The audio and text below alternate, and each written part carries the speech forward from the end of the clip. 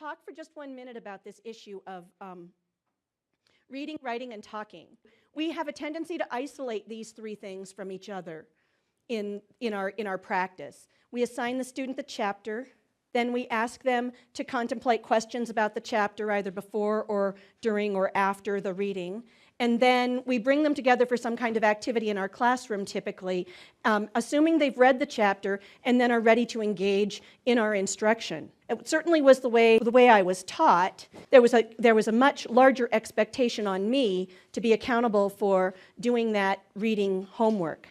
I'm going to talk about this read, write, and talk as three processes that we need to tightly integrate in our classroom practice to deepen students' comprehension. What did Socrates do, notably, in his instruction? He posed questions, and then what were his students required to do? Discuss the questions. They were being asked to provide evidence to support their contentions for various things. So these instructional methods are nothing in any way, shape, or form new. But I want you to have an awareness of them, because ultimately, I use the word tumbler here. When you're using these three things in tandem, you are creating a tumbler, just like a stone tumbler, that polishes thought. Deep thinking about important ideas, big ideas. We do this with gifted children all the time. We promote their deep thinking about important ideas. We drop questions that don't have obvious answers on them, and we expect them to grapple with them. What do we do with children who are remedial?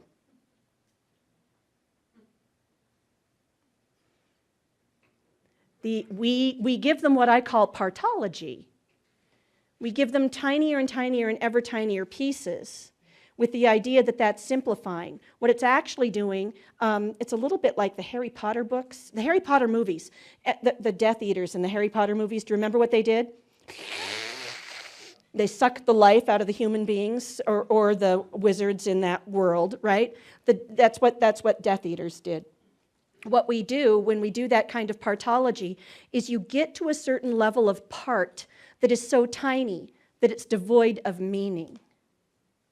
So we've removed meaning from children who are in our lower level reading group. Wasn't intended to be a third, but it's now in most schools just about a third and a third and a third. But it wasn't intended. It was always thought that it was going to be this tiny little number. 10% or less of the population would be receiving this kind of remediation.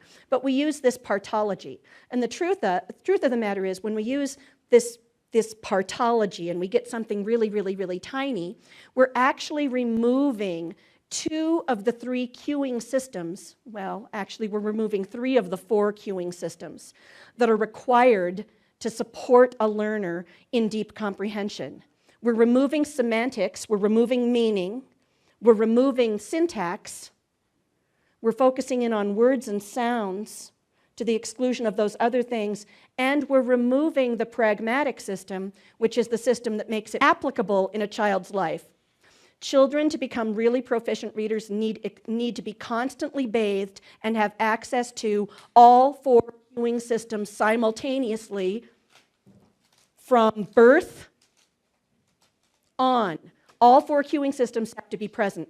Semantics, which is meaning, syntactic, which is the natural flow of language, how linguistically language flows together, which makes certain things predictable and other things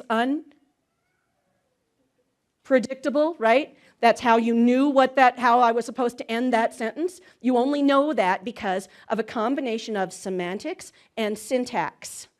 Then the next one is graphophonic or alphabetic principle, the connection of sounds to letters. That's only one cueing system. It involves visual information and connecting visual to sounds. The squiggle represents a sound. That's usually where we get down to that tiniest level of part, right? And when we start doing partology, we double down on that and we remove all the other cueing systems. So it's one thing I wanted you to be aware of.